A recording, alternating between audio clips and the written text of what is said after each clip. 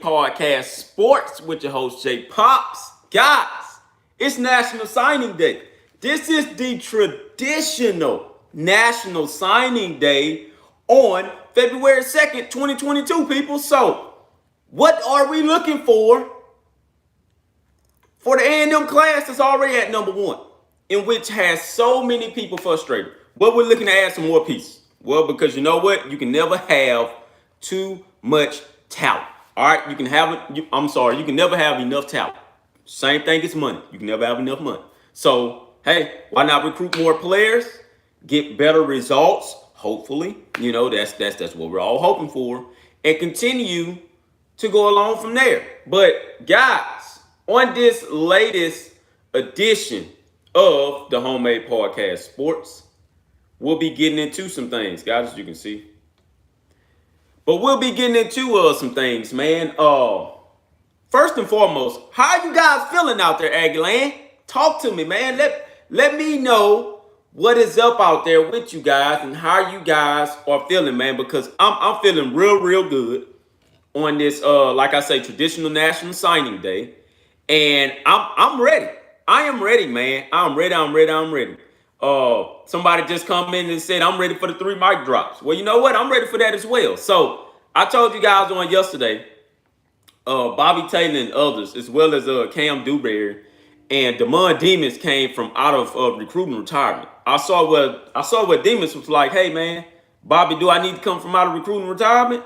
I mean, what's going on? So he came from out of retirement, and he also dropped the bomb and said, man, we're about to break the internet. So we're all sitting here and we're waiting for all of us to break the internet. All right. So once again, man, this is National Signing Day. The recruits that we are looking to sign is number one, who is a main priority. Number one is Shemar Stewart. We've been after that guy for the longest. Number two is Hal Perkins. We've also been after him forever. Okay, this started way a long time ago for Hal Perkins. We're after him. We got him to commit verbally at one point. Now we're looking to see if we can get him to sign.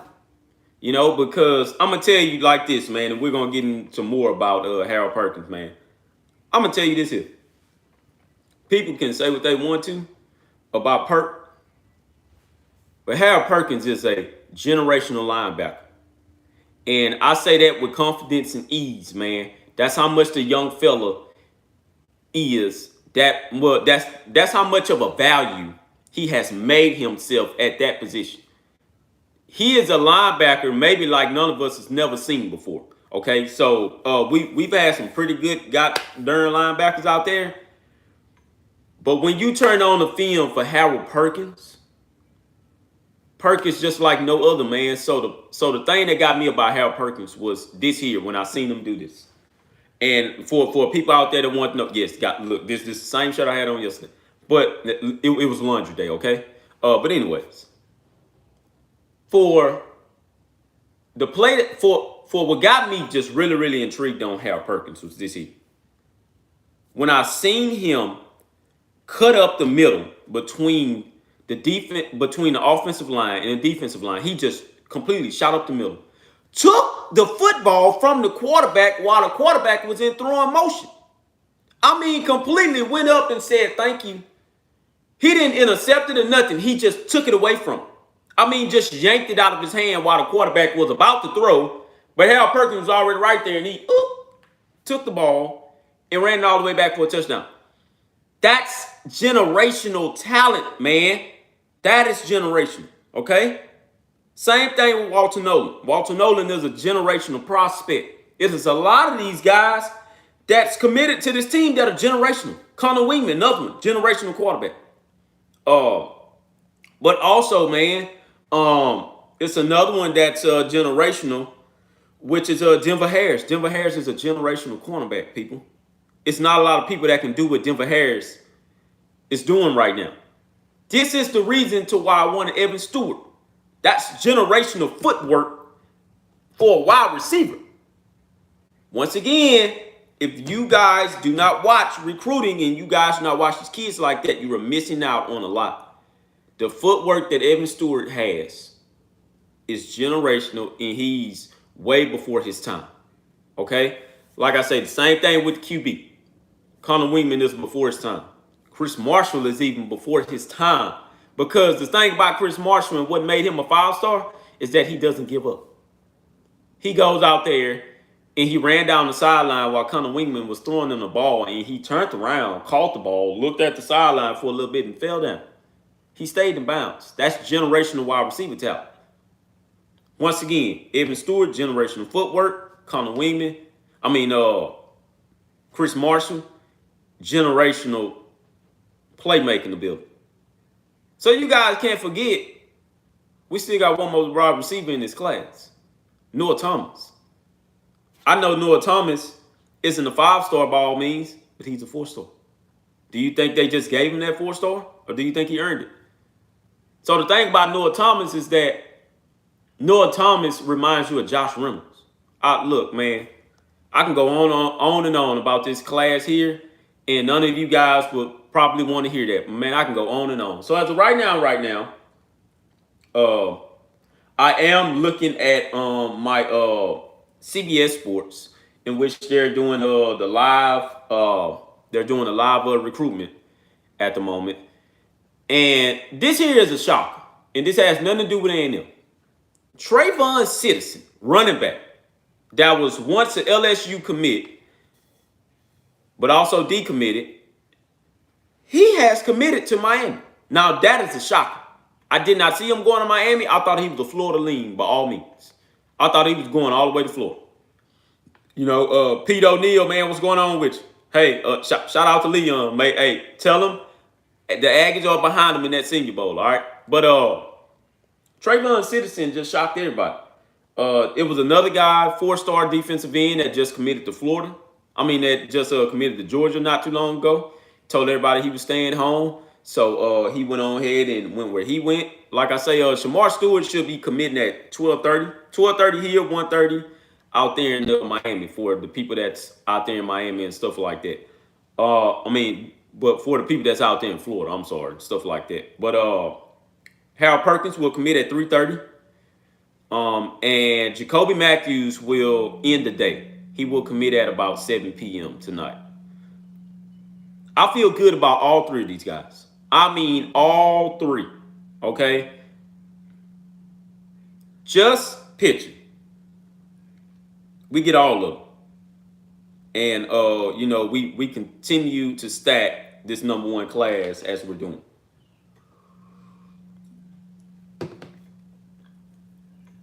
Like you guys are already witnessing, excuse me, I got coffee all over myself, man. I'm trying to get this caffeine in. But excuse me, but as you guys are already witnessing, people are already mad. They are so mad at A&M for pulling in this class at the moment. One of the guys that's mad, and I'm gonna go to him. I told y'all, man, hey, this is National Signing Day. National Signing Day brings out everybody that wasn't saying nothing at first to all of a sudden saying something now. So this is what we're looking at. This is what we're looking at here. So this is Lane Kiffin. So Lane Kiffin, quote unquote, made a joke on recently this week. Once again, he quote unquote made a joke recently this week. So this is what he had said, and this was posted on 247 Sports about 18 hours ago. So new NIL policies have reshaped college football, especially when it comes to recruiting. Ole Miss head coach Lane Kiffin says those policies have created an imbalance on the recruiting trail. So at first, it was the imbalance because of the simple fact that Alabama and other premier blue blood programs were taking all the kids. They were taking all the talent. That's what I'm telling you right now. Well, they were taking all the talent at first. So now they create the NIL to balance the system out. But now all of a sudden, since Ole Miss got caught, with paying the players, with Hugh Freeze, and Hugh Freeze got caught with the phone and stuff like that, Lane Kiffin is now trying to state his case for Ole Miss. So this is what he said. So speaking with 247 Sports, Carl Reed, Kiffin joked that the NCAA might want to consider implementing a salary cap if this continues. Kiffin named Texas and Texas A&M as two programs that have an advantage over others when it comes to making NIL pitches to elite recruits. So now this is a quote-unquote joke, once again, that Texas A&M is making NIL pitches to recruits. And this is coming from a guy that's a leader of a program that was actually paying the recruits to come so they can get a top 5 class that year. I remember that. I remember when they signed the top 5 class. I was here. I seen when Ole Miss beat Alabama 2 times in a row. I was here.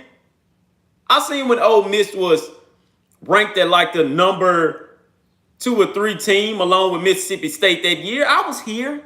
The difference was that Dan Mullen was doing this all with prospects that were like 3 stars, man. The difference with Ole Miss was that Ole Miss was doing that with prospects that was like 4, 5 stars, stuff like that. Nobody really never thought of it. Hell, I was a fan of the entire Ole Miss program that season.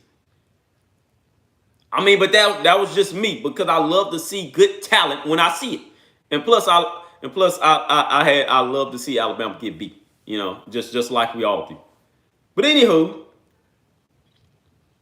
this is what else he said. It's basically everybody's got different salary caps, Kiffin said. I joked the other day that they're going to implement, the luxury tax on Texas and Texas A&M.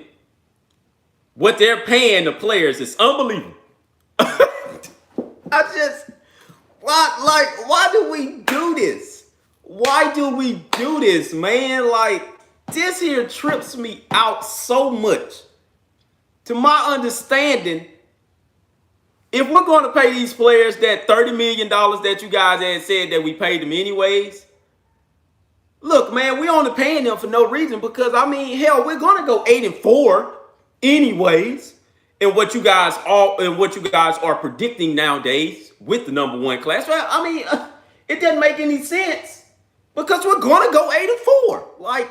So what's the difference? Also, Lane, you beat the 7th ranked talent composite class last year with a score of 29-19. Man, you won. You got 11 wins without a very talented class that was number 26. Or no, number 28, by the way. Yes, man, I remember the talent composite. But you beat the 7th ranked talent composite class. So what's the issue? What is the issue? Well, the issue is that we're now signing the number 1 recruiting class. So we're adding to that number 7 talented composite class that will boost A&M up to either number 4 or the 5th best talent composite class, in which I've already told you guys about podcast back. What's the issue here? Now we have the number 1 class, and I see everybody and their lawyers and doctors coming out saying, hey, we got to investigate Texas A&M. That's not right. That is not right. So let me continue to read this here. You've got players who have never played before making hundreds of thousands or even millions of dollars. Alabama. And Bryce Young getting $1 million before he even stepped on field. Ohio State. Wasn't Quinn Ewers getting over $1 million before he even stepped on the field? Nobody on Texas A&M has gotten that contract. Damon Demons, he was a 5-star. He didn't get that contract. DeMarvin Leal, he was a 5-star. He didn't get that contract. Isaiah Spiller, he didn't get that. He didn't get that NIL deal.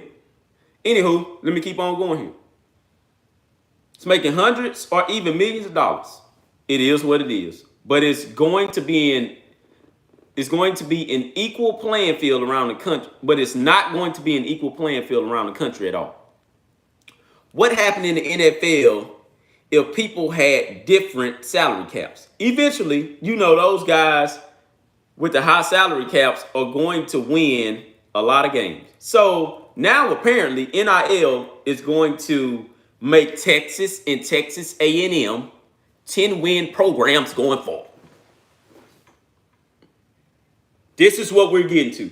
So for the people out there, I'm telling you now, please get with your boosters so your boosters can get with others, so the boosters can get with the markets or whomever they get with, that the reports are going to. You guys have to go ahead and get these guys to get on board with the NIL deals so you guys can start paying for wins. Because according to Lane Kiffin, the more NIL money that you have, the more wins you're going to get overall throughout the entire season. So I need you guys to know that going forward. So to the A&M fans that's out there, this is our projections. We have now paid over, quote unquote, $30 million to all the recruits coming in. And now we're going to win the national championship, guys. That's just that. And hell, it might be in the next 2 years. It's going to come quicker before we know it because we have paid everybody and everybody is all good. All right. So you guys just sit back, enjoy the ride because I know I am. If we paid for them, quote unquote, because it's now paying for wins because we're now overmatching everybody. Okay. So anywho, let's continue to finish. I told you guys, look, this is National Signing Day, guys. In National Signing Day, everybody is in their feelings because of the simple fact of that if they don't get the recruit of who they thought they were going to get, they're going to say something about that team that landed that recruit. Where did they come from? Why they need all them guys? Because I hear all of this, right? Why they need all them defensive linemen? I mean, they're not going to need no more defensive linemen for nobody else. Like, God, wow, come on, man.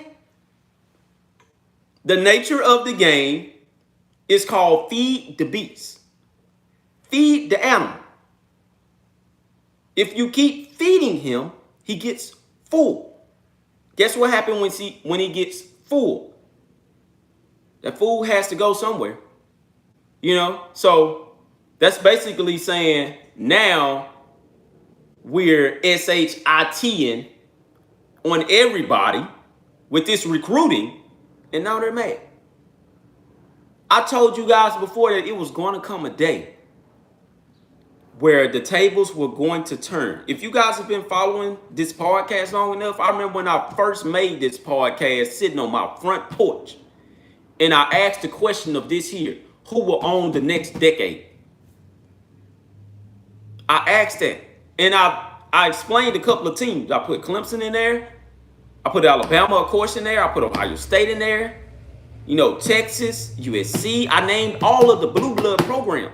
Who's going to take over the next decade, or are we going to continue to let Alabama take stone? What you have to do with Alabama, in which Georgia knew, and when I say Georgia, I'm talking about Kirby Smart, in which Kirby Smart knew because he sat under Nick Saban long enough, is that you got to out-recruit. That's the only way you're going to win this game. You better out-recruit him.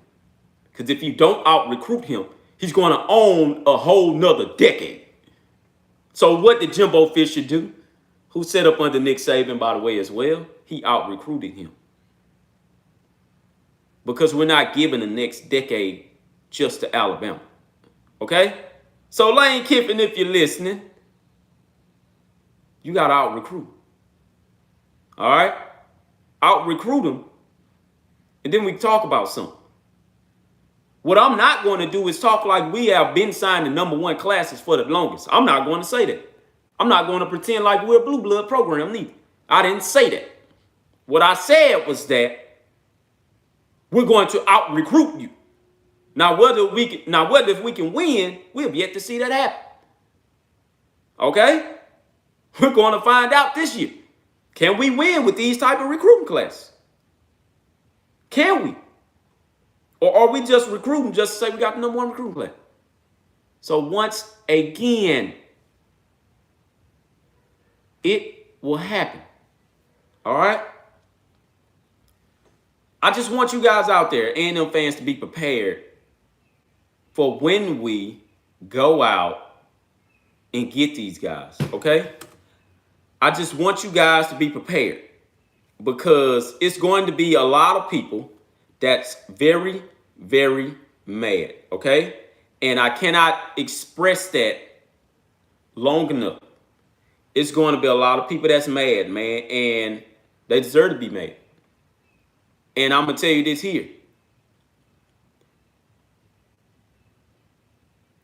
A&M has been waiting in the wings long enough. So now it's time. It is time. It is time.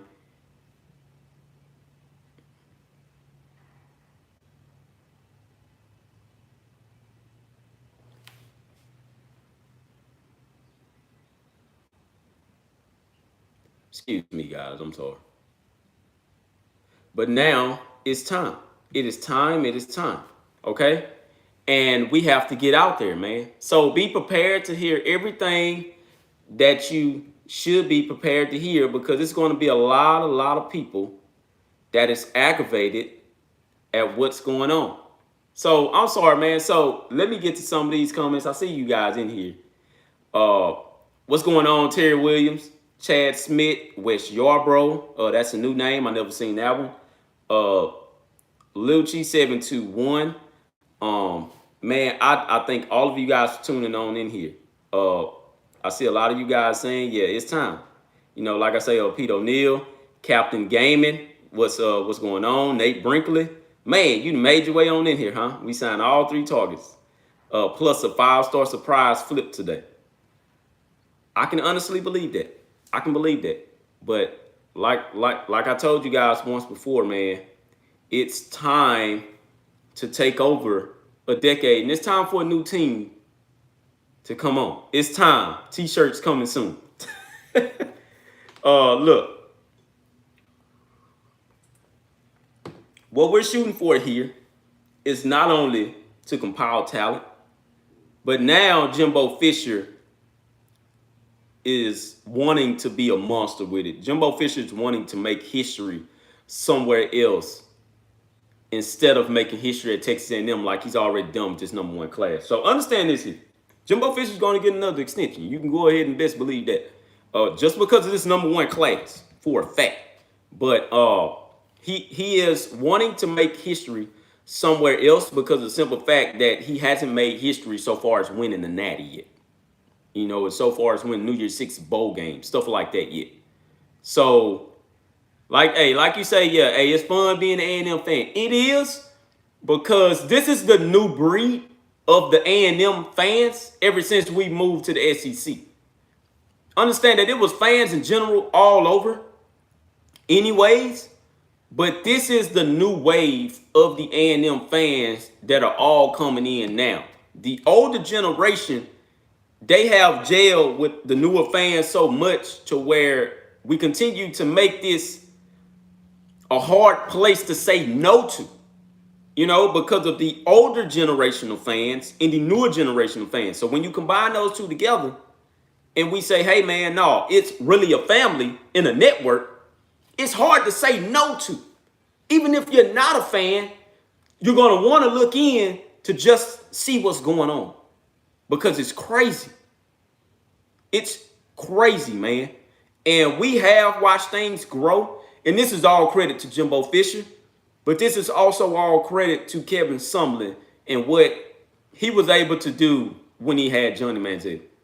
All right, so you have to understand that Johnny Manziel turned a lot of tables over when A&M came to the SEC. But Johnny Manziel also turned a lot of tables over so far as the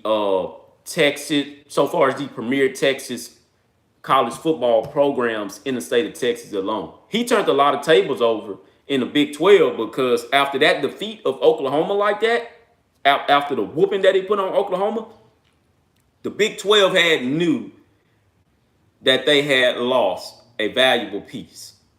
And when Texas A&M left, and Mizzou left as well, and Mizzou went off to go and win those SEC East titles, the Big 12 knew that they had lost something.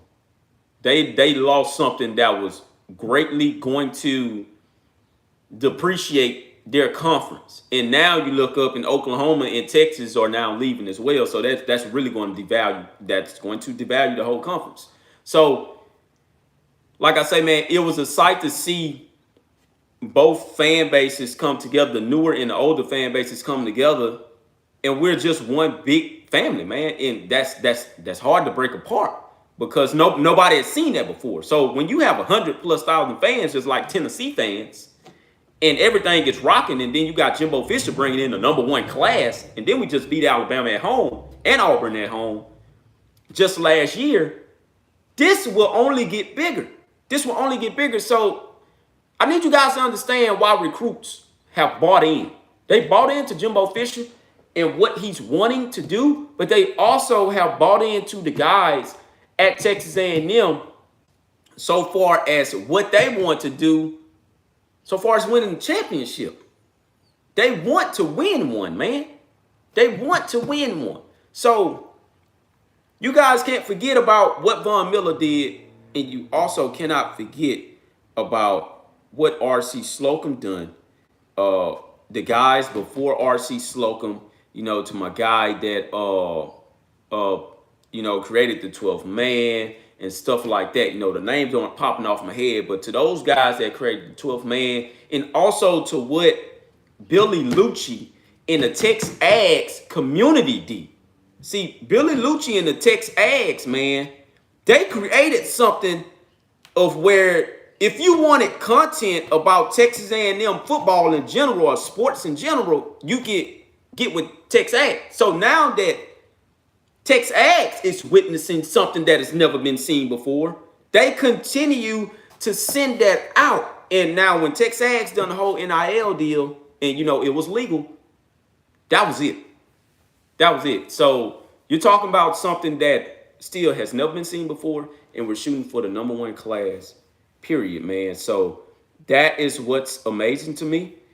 And we're going to continue to bring in a lot of people that you didn't know even knew about A&M, and that's just what it is. So as of right now, like I told you, I'm watching the commitments live. 3-star running back Andrew Paul commits to Georgia. So Georgia is continuing to build their class. All right. So I want to finish this article. Like I say, man, it's National Signing Day. We all got enough time. If you guys at work, please continue to get your work done. But just, put your phone down and have this playing and have it playing in the background. Okay. I'm going to say it once again. Just put your phone down. Don't get caught watching this video now. And just have it playing in the background and just listen. All right, basically the same thing I do. I listen. I have my speaker at work and I listen to a lot of things. So, anywho, so this was from Lane Kiffin. Let me finish this. As things currently stand, Texas A&M and Texas have the #1 and #5 signing classes in the country, respectively. Ole Miss 2022 class ranks number 22 overall right now. So this is what Lane Kiffin is mad about. He's mad because although they have had an 11-win season, they aren't in the top 10. Hell, they aren't even in the top 15. But you look up in Florida State, in Miami, I believe, in Clemson, they're all in the top 15-ish. Ole Miss in there. So is that Ole Miss fault or is that Texas A&M fault? Or Texas for that matter? That's not our fault, Lane. That's not because of the simple fact that the Texas and Texas A&M has the most money. First off, Texas is a blue blood. So they're known for recruiting top 10 classes in general. All right, just like Oklahoma, they're known for recruiting top 10 classes. The problem and issue that you have is that you not only have to face Alabama in the SEC West and Auburn and LSU for that matter. Now you have to face Texas A&M, in which they brought in the #1 class. So Lane, just say how you're feeling, man. You don't want to face those type of talented recruiting classes. Like, man, we all know this. Come on, man. Stop it. Stop it. You have an issue because you lack the depth of talent when it comes to playing these guys. See, A&M was on the radar and on the cusp. A&M was, A&M never had the talent of Alabama. A&M never had the talent of LSU. We're now just getting there. Once again, we're now just getting there because of Jimbo Fisher, man. Jimbo Fisher is the one that loves this talent. He loves to bring in talent and coach him up. That was never Kevin Sumlin's MO. Kevin Sumlin loved 3-star, sprinkling a little bit of 4s, 1 or 2, maybe 5 stars. And okay, we're cool. We're just going to back out. And we're going to go on. No, man. No. So the problem that Lane has is that he knows it's a whole lot of talent coming in recruiting. Understand that this isn't no transfer portal mixed in with this class. And I only said that because I saw 247 put something up there that put Alabama at number 1, and they explain because of the simple fact that Alabama has a top 10 excuse me, transfer class. That's what would ultimately make Alabama number 1. Understand that Texas A&M just got a straight up number 1 recruiting class. This isn't because of no transfers mixed in. This isn't none of that. Lane Kiffin, on the other hand, if he's going to talk, then he needs to talk about his transfers that he has, which is I think he's the number 2 transfer portal class right now, which is Ole Miss. Lane, you talk about that. You talk about all of the transfer. Explain to me how you're getting the transfers to come in to Ole Miss anyways. You know, so you sprinkle that in with the number 22 class and voila, there you go, Lane. Lane, now you got a top 15 class. All right. You go and talk to 247 Sports or On 3 Recruits about that and see if they can get your rankings up. Okay? NIL has nothing to do with what's going on at Texas A&M. All right? NIL was something that the NCAA made, and you all were mad because the state of Texas, which is a big state, by the way, had the money to pump out NIL deals. Boom, boom. Oh, what NIL? That's boom. Come on, NIL, boom. This is the state of Texas, man. What you expect? We have the world's biggest oil operation on the state of Texas. Now, am I trying to boast and boost about that? No, that's just a fact. We hold the biggest oil operation. This the Gulf of Mexico back here. What did you guys expect, man? I'm confused on what you guys expected the NIL thing to do. This was a mistake on you guys' part. This had nothing to do with A&M. You know, but for the simple fact that A&M is out there completely, you know, just going all off the charts. Everybody's mad about that. All right. So I don't know, man. It is what it is. Yes, at Lucci 721, give some credit to Mike Sherman for leaving something in a good old line for him. Yes, that's why I said it was a couple of coaches that couldn't come off my head, man. That I wanted to mention, but it just was not coming up.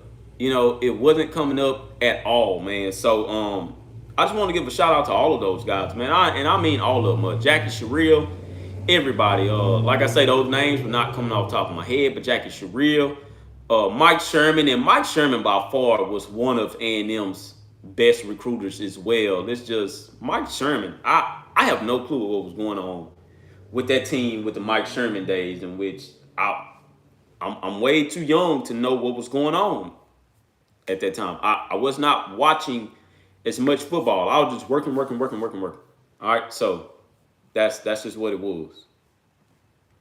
Anywho, man, let me finish reading this. So the Rebels have done quite well for themselves in transfer portal. According to 247 Sports Transfer Portal Team rankings, Ole Miss boosts the number 2 transfer class in the 2022 cycle.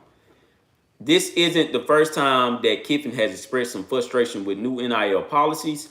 Back in December, Kiffin said that things are a little chaotic without any type of regulation or enforcement on NIL deals. So I'm assuming that the state of Mississippi, because it's so small, that they don't have any money from a lot of boosters down there and a lot of the alumni base to feed in on the NIL deals. That's the only thing that I can assume that Lane Kiffin is mad and distraught about. Because if they did, you wouldn't hear none of this from Lane Kiffin. I'm telling you that now. So it's a lot more complicated because you're kind of making it like the NFL, where here's your salary cap, but there's not a cap and nothing's on paper, Kiffin said. Instead of here's your free agent contract, these schools say, hey, you're going to get this here, and then you hear the stories about them saying that, and then they don't get it. Then you see guys in the portal a year later because they were promised these things and didn't get them. Again, in free agency, you know who's going in the market in the NFL or other sports. This one, you have no idea, and every day here's news. Once again, Lane, you have the number 2 portal class at the moment. What are you mad about? Are you mad because you know for a fact that as long as you're at Ole Miss, you're not going to out recruit LSU, Alabama, Auburn, even Texas A&M now, Georgia, Florida. Well, I'm not going to say Florida because you just out recruited Florida. But all of those guys, is that what you're mad at? Because I'm confused on the point that you're trying to make, because there's no point at all. It's none at all. And I get it. I know why he's trying to say this. And this sounds like something that Nick Saban would say. And I said that to say this here. Now we have a quote from Nick Saban, in which I don't believe it on here. But now it's a quote from Nick Saban himself on what he said. Or how did he feel about it? So Nick Saban expressed something and said this here. And if I can just memorize this correctly, because I know I don't know the words specifically, but let me memorize. I'm going to just sum it up. Nick Saban says he draws the line at pitching NIL to recruits. He's never paid for any recruit that has ever came on the Alabama campus.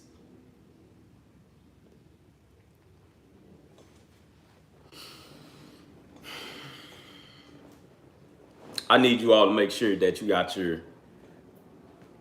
I need to make sure that I got you guys devoted attention, like heavily, to what I'm about to say. Any Alabama fan that's out there, hey man, it's fine with me. I need you guys to pay attention. So this is what Nick Saban said. The guys, the state that has the most money are going to be the ones that wins on the recruiting trail every time.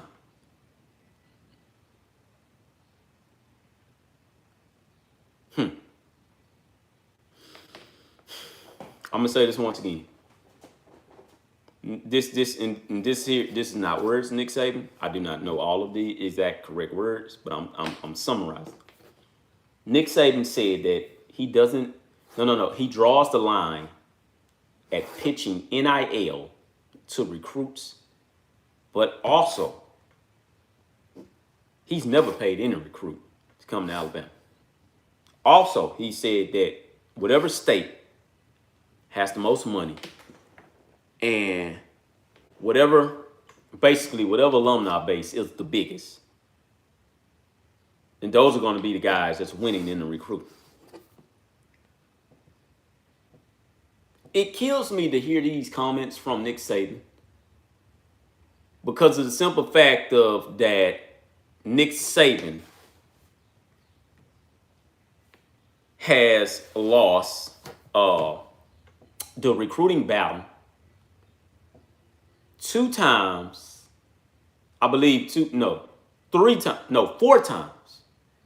He has now lost the recruiting battle, I believe. 3 times. He has now lost the recruiting battle 3 times in the last 5 years. 2 came to Georgia. 1 is now coming to Texas A&M. That is the most complaining thing I've ever heard from an all-time winningest head coach. And I'm going to say it once again. That is the most whiniest thing I've ever heard from a national championship winning coach, by the way. A blue blood national winning coach, by the way, that has defeated the SEC like no other program nor coach has ever defeated the SEC in his time of tenure. In 1 decade alone, by the way. I've never I've never heard a coach complain like that. I respect Nick Saban all the way, and I respect Nick Saban for as long as he's at Alabama and leaves, or and decides to retire whenever. I respect him as a coach. I respect him for all of his accomplishments of what he did, in which he's made Alabama one of the most hated blue blood programs there is because they just win so darn much. However, man, I will say this here. For Nick Saban to come out and say that lets me further know that A&M and Georgia, by the way, are getting up under the Nick Saban skin. And Nick Saban knows that his time in Tuscaloosa, I'm not going to say running out, but he knows that his time in Tuscaloosa is getting very, very challenging. Looking at this season here, I've never seen that much of a talented Alabama team go down the stretch of battling teams that were not matched with their talent at all. I'm going to say that once again. This isn't no knock on other teams that they were playing or none of that. But this is my first ever time witnessing, once again, in a talented Alabama roster have to go nail for nail on almost each and every game. Tennessee almost beat them. That's how I know Nick Saban time is almost about to come to an end. A&M got it. That doesn't say anything about his time coming to an end. I know that for sure, but A&M got it. It took Georgia 2 times to get it. But eventually, and ultimately they won. Florida almost got it. Okay? LSU almost beat them with a decimated roster. That was still in the top 5, by the way. But with a decimated roster that did not have Eli Ricks, nor Derek Stingley, nor a proven quarterback, nor a proven wide receiver, by the way. Okay? Also another, Arkansas, almost got it. Listen to what I'm telling you guys. Arkansas almost beat them. Went toe-to-toe with them. I've not seen Arkansas go toe-to-toe with Alabama ever since I've been watching Texas A&M in the SEC. They have always ran circles around Alabama. Okay? They have always ran circles around Arkansas. I take that back. The last time I seen Arkansas be competitive with them was in the Brett Bielema days. And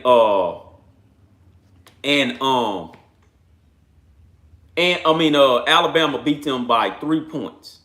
So I do remember that. That was a good run-heavy team, and that was a battle of the defenses.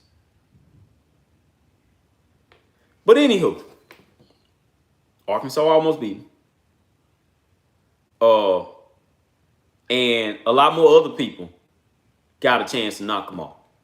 They didn't even much beat Cincinnati, in which we all thought they were going to beat Cincinnati at. Okay? They didn't beat them like that. I think they just done enough to get going to the national title game. So that makes you wonder, was the team really that young? Or could it really be that Nick Saban time is coming to an end, man? I know this. This is the reason to why I said who will own the next decade. It's time for a new blood to step up inside of the new decade. The ones that is going to be here, because Dabo Swinney has built something, I just told you his name is Clemson. Clemson is going to be there. Who would challenge Clemson in the ACC now? Because it ain't going to be no Pittsburgh. Pittsburgh had their run. It ain't going to be no Wake Forest. Will it be Miami? That's who the ACC is banking on. Will it be Florida State? They lost Travis Hunter in the recruiting trade to Jackson State. I'm going to tell you one thing. Jackson State, for this decade alone going forward, they will own the HBCU ranks. And that, in no opinion, that's a fact. They will own the HBCU ranks, although they have coaches over there like Eddie George at Tennessee State. What's his name? Hugh Jackson, I believe. Is his name Hugh Jackson? I believe at what is it? Grambling State, I think, or something like that. You know, Alabama A&M. You know, they're a pretty good team. But nobody is competing on the recruiting trail like Jackson State is. Who do you guys think Deion learned this from? I'm curious to know that. Give me your answer on that, because I'm about to give you a factual answer. Deion learned how to recruit like that. And it's not because he was just Deion Sanders. He learned how to recruit like that because of Nick Saban, the conversations he had with Nick Saban. When Deion was on that Aflac commercial and he asked Nick Saban, hey man, how can I get some rings like that? That was a scripted question. But in the background of that, in which you guys hate to put in context sometimes, Deion was asking a legitimate question. How do you recruit like that? Teach me the game. I respect Nick Saban because Nick Saban will teach you the game. The question is, can you learn the game and beat him at his own game? That's what Jimbo Fisher did. This is why he's about to sign the best rated, the best class in history. And this is why Kirby Smart beat him. They both beat him at his own game, although it took Kirby 2 times in the same year to beat him. All right? We're not going to discredit that Kirby Smart still beat the man. Don't do that to him. I know I've said that a lot, but don't do that to him. He beat him, and that's that. So, in order to level the playing field, Lane Kiffin, you got to start beating him at his own game. Don't blame the way you're recruiting on NIL, man, because that's just not going to work with me anymore. Man, I'm not going to accept those excuses. I'm not. But that's just me. I am not going to accept those excuses, man. Those are just excuses to me. And I'm going to tell you like somebody, a wise man told me, youngster, you can't keep on having all them excuses like that and expect to go somewhere and win something. So I'm telling you all, stop, say the excuses. So I see a lot of you guys are saying that in the comments that Shemar Stewart will be committing in about 10 minutes. Well, 10 minutes has gone down to 5 minutes now. Yes, I am awake. I'm here. I will be watching it. And it is now, understand this. How confident am I with Shemar Stewart committing to Texas A&M? I'm fully confident. I do believe that Shemar will commit to Texas A&M. I understand that he's been posting a whole lot of stuff that's Miami-based and things of that nature. I understand the way these kids think and how the way these kids play overall. Now, if he commits to Miami, it wouldn't shock me about that neither. But I do have a confidence factor of 100 that Shemar Stewart will commit to Texas A&M. It's just crazy that we're getting this many 5-star recruits. And if I can remember back then, man, we would kill to have a 5-star recruit. That's what's so crazy to me, man. We would kill to have a 5-star recruit. That's why when I see guys say this here, in which they have now copy and pasted, oh, but Texas A&M signed, top classes all. I mean, bro, y'all been signing top classes for years. That is a whole flat out lie.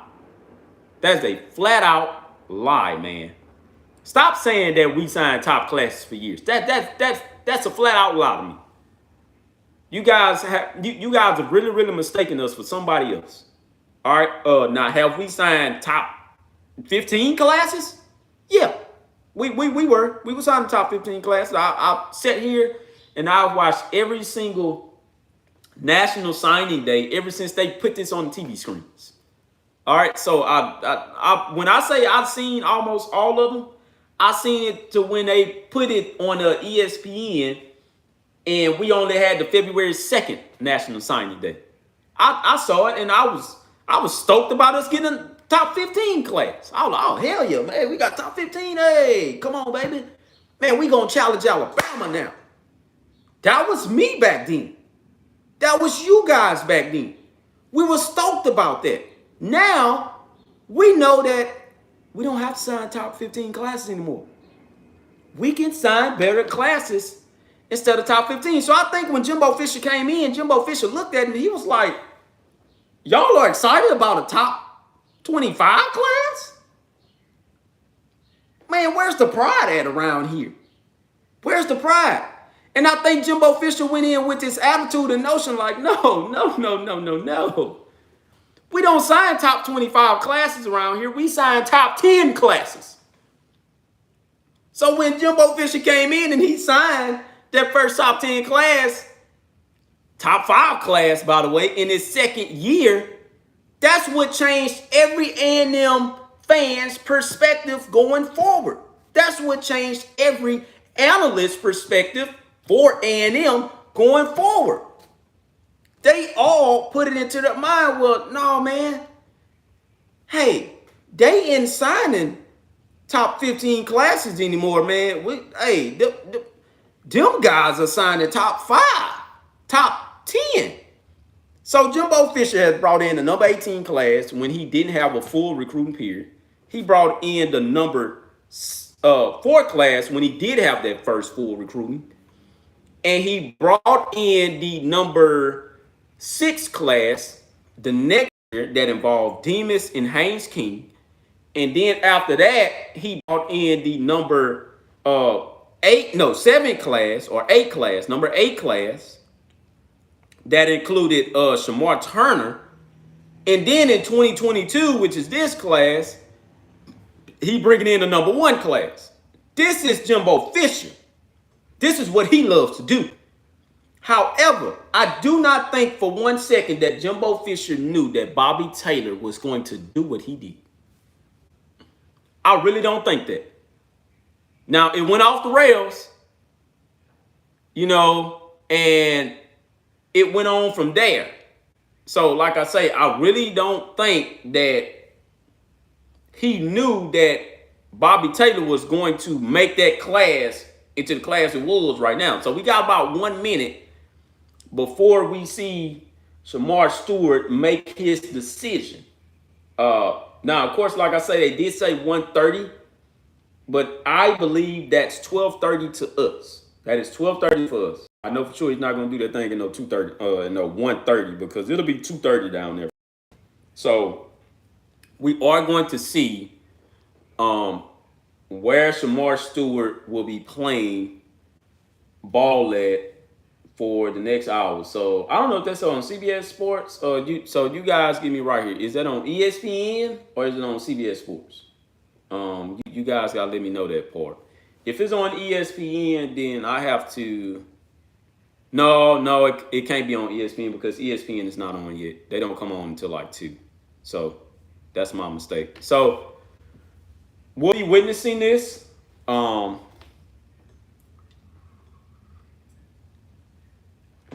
Hopefully they go ahead and show this thing live right now. Looks like they're talking about some other things here. I wish they would fast forward to Shemar Stewart already, but hey, we're going to find out just shortly, okay? It's live on YouTube. Where at on YouTube? Where is it live at on YouTube?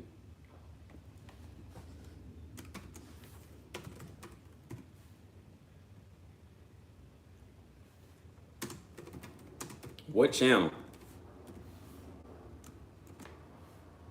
I don't know if you guys can hear me texting here. So I'm not, that doesn't look like Shemar Stewart right there, I don't think. Or this may be.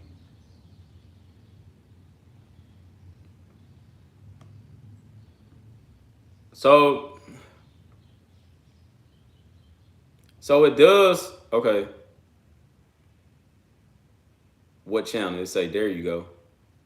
Where it looks, so from the looks of it, it looks like that was Shemar Stewart that was just standing up. If I'm not mistaken, that looks like that was Shemar Stewart. I'm not sure if that was him or not, but that looks like that was him standing up with those dreads. I'm not sure if that was him or not, but it sure did look like it. But we should be seeing here shortly where Shemar Stewart is going to land. Um, I need to get on my Twitter. That's what I need to do. Texas A&M. Click on the link sent it above. I didn't get that.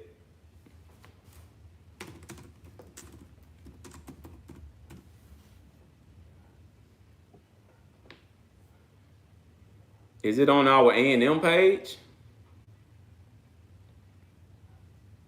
Let me try to see if I can.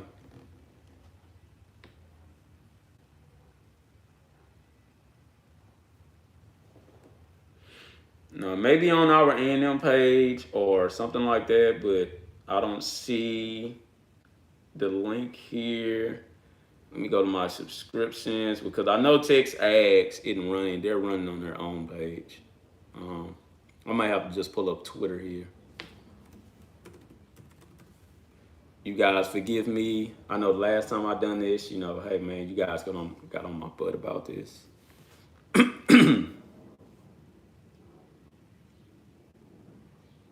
All right, we're less than 15 minutes out from the first Texas A&M target today.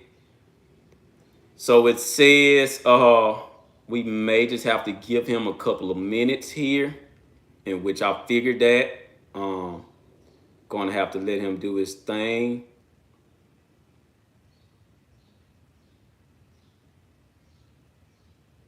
All right, so we'll just be looking here. Looks like Steve Wilfone gave Hal Perkins a LSU commit. So it looks like Perkins may be going to LSU. We're not sure yet. Man, hopefully we can change that around. So this is what I will say about Hal Perkins, because I told you guys I was going to get into a little bit about him. Whatever decision the young man makes, I hope that this is the decision that he really, really wanted to make, and if LSU is a destination spot, all I can tell you is this here. LSU got them a good one. Like I say, they got them a generational linebacker. I pray to God that he does not end up in the transfer portal after 1 year. I cannot stand hearing that.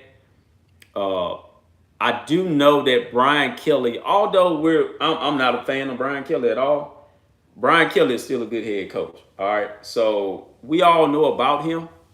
And I believe that Brian Kelly will take care of him, man. So if for anything, Brian Kelly does know how to coach a defense. So, like I say, hey, it may just be that.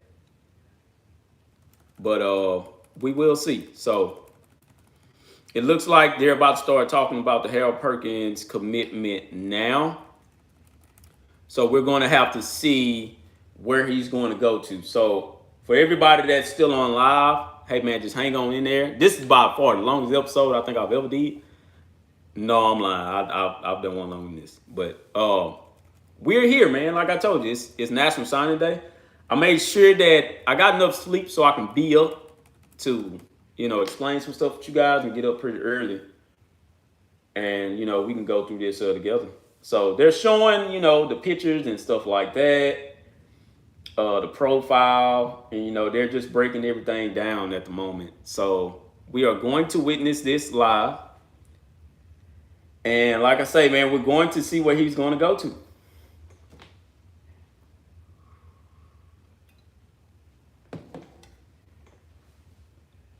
So we will see. We will see. Yep, that is Shemar Stewart right there, people.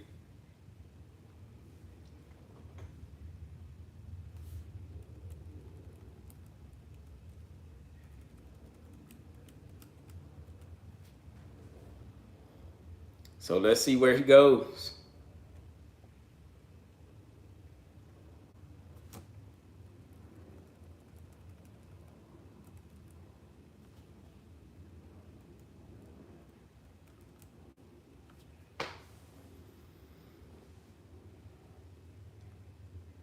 So, of course, you know, the players thanking everybody, stuff like that, and, you know, doing all that.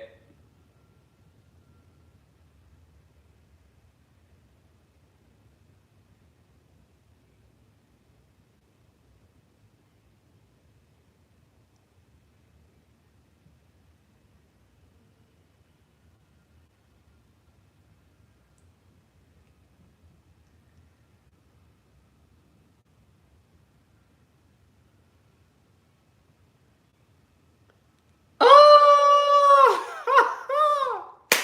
We got him. That's it, baby. That's it. Breaking. Shemar Stewart commits to Texas A&M University. We now, by far, have signed the most 5 stars in any Texas A&M class in history. I know you guys saw him pick up the Miami hat. I did too. I was like, oh man, he's finna pick Miami. So that's it. We have got what we wanted. All I can say is this here. It's no stopping from here, man. We are on the verge of building a legacy that is being cemented around the 2019 class, going into the 2022 class now. And you can best believe that the 2023 class, I'm not going to say that it will be better, but that 2023 class, they're going to try to do something very, very phenomenal and not forgetting. But Shemar Stewart commits to Texas A&M. Now you can get ready to hear all of the, see, this is what I'm saying about this NIL. This is what I'm talking about. If we're going to do this, then we have to be fair with it. We're on, baby. This is A&M. This is the best time to be an A&M fan. Jimbo is the GOAT. This recruiting, I told you guys once before, and I'll tell you guys this again as well. Because like I say, man, I told you guys once before about this. You guys have to get ready for the things that are going to happen. All right? I told you guys that we would get it. I did not once forever doubt that. You guys just have to be patient and you got to witness it for yourself. Okay? So now, with that being said, what is this defensive line going to do in the SEC? We're going to dominate. And we're not only planning for 1 year, we're planning for a decade. This is what I tell you guys about recruiting. This D-line, look, if you're a D-lineman and you don't have A&M in your top 10, that said something to me. That said something to me. We're not slowing down. This is the time to be an A&M football fan, period. We're going to dominate, man. We're going to dominate. So, you guys have to continue to watch. Continue to watch, man. I love this commitment from Shemar Stewart, and we now have the best class all time. So get the juice boxes ready and put them on out there, A&M. And guess what? We ain't done yet. That's not it. We're not over yet. We're not over yet. So as of right now, we have the number 1 defensive lineman. We got the number 3 defensive lineman. We have the number 4 defensive lineman. The number 4. See, this is a top 10 defensive line overall. That has never been seen before. That has never been seen before at all. I'm going to tell you this here, man, because I feel totally confident about this here. I think we finna get Hal Perkins. And I'm gonna say this once again. Be looking out for 3:30. I think we're about to sign Hal Perkins. If you didn't believe it, well, you better believe it now. I think we're about to sign Hal Perkins. Period. And if we sign Hal Perkins and Jacoby Matthews, in which I feel totally 100% about, it's nothing anybody can say to me about recruiting going forward. No, I'm not gonna get big-headed. Oh, y'all done got big-headed now. Since we got the #1 class, everybody's gonna say we're big-headed. Everybody's gonna say, oh, it's no excuses now. I'm gonna tell you like this here, we know it's no excuses. Jimbo Fisher knows there's no excuses. This is the reason why he done it. So he could give no excuses. It's none at all anymore. I believe Matthews is coming. And I believe a lot more other people are coming. So Hal Perkins. So this is just the state of Texas alone. I told you. We're coming for the state title. We want the state. We want the state. The state is big, baby. Everybody ain't gonna stay home. But I'll be damned if we don't get the top 25. This is what we do, baby. This is the state of Texas. This is the state of Texas. We're going to go in our own backyard and get people. But not only that, we're going to cross the shorelines. You know, we're going to get on a boat. We're going to get on a boat. Keep going, keep going. We're going to get on a flight. Keep going. But we're not going to go. We're going to stay down south. We're going to push over the water just a little bit. Hello, Miami. Hello, Florida. Y'all got anybody over here? Does anybody want to come to A&M from Florida? Go ask you Keith Brown and go ask Amari Daniels what state did they come from. They left Florida for a reason. They see something. All right? They see something. We're coming. That's about all I got. You guys have a good day. #GigMags.